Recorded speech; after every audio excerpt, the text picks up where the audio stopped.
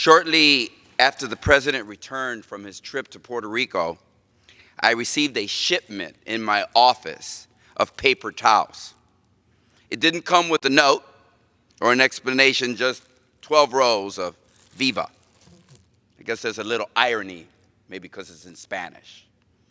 Maybe after watching the president entertain himself by tossing paper towels at hurricane victims in Puerto Rico, some well-intentioned person thought that giving paper towels to Puerto Ricans was an appropriate sign of respect. The gift you give to Puerto Ricans after a major disaster to kind of cheer us up.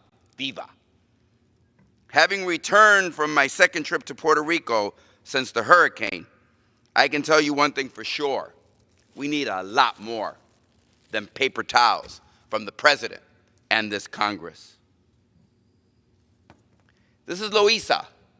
I was visiting with the mayor. I want you to look at the pictures. This woman here, she has a disabled adult sleeping on a wet mattress.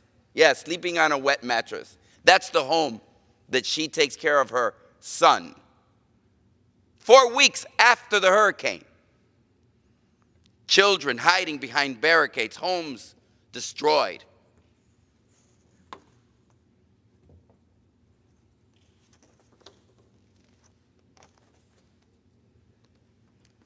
This is Comerío, where food 4 weeks after the hurricane, because there is no food, has to be handed neighborhood to neighborhood, hilltop to hilltop, hamlet and village to village within the town.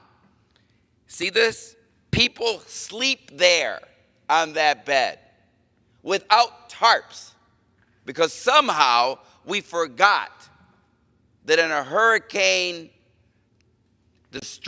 society, it might be a good idea to have something over your head. Of course, the president said he gave himself a 10. Tell that to the people that have to live there 4 weeks. I just came back from this trip on Saturday. I'm now not surprised that the congressmen, my colleagues, are taking day trips to Puerto Rico. Yes, that's what we do as members of Congress. We get there at 9 o'clock during the sun of the day, and we leave by 4 before the darkness comes, because of course there is no electricity. And then they take us on a helicopter ride around the island. That's no way to visit. You get off the plane and off the helicopter, and you stay overnight when it's pitch black, because that's the way 3.4 million American citizens live 1 month after the hurricane. That's how they live. So I don't know, maybe congressmen should stop taking day trips where they get there at 9 and leave by 4. Spend the night. Get out of your comfort and go talk to the American citizens that you're supposed to be representing.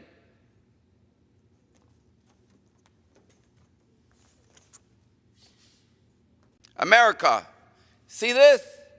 That's a horse stable, abandoned house, where people live. I met a 13-year-old girl there with her mom and her 12-year-old brother. That's where they live. See this mom and the 2 children? No roof over their heads, just a little tarp to keep one part of their house and no place to sleep. See this man right here? He lives in his abandoned house in a little tent with a 2-month-old child and his wife. Disabled, in a wheelchair, and no electricity to run his air tank so that he can get the vital air that he needs to sustain his life. This is what I saw. And this was without the help of the federal government, because if you ask for help, they'll put you on a helicopter and take you on a nice tour, and you will not talk or see anybody.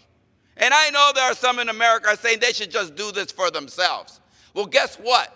They're citizens of the United States of America. They're a colony of the United States of America.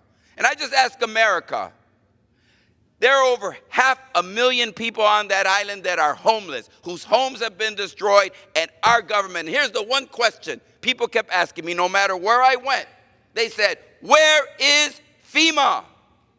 Where is the help that we expect from the most powerful and richest nation in the earth in this moment of despair?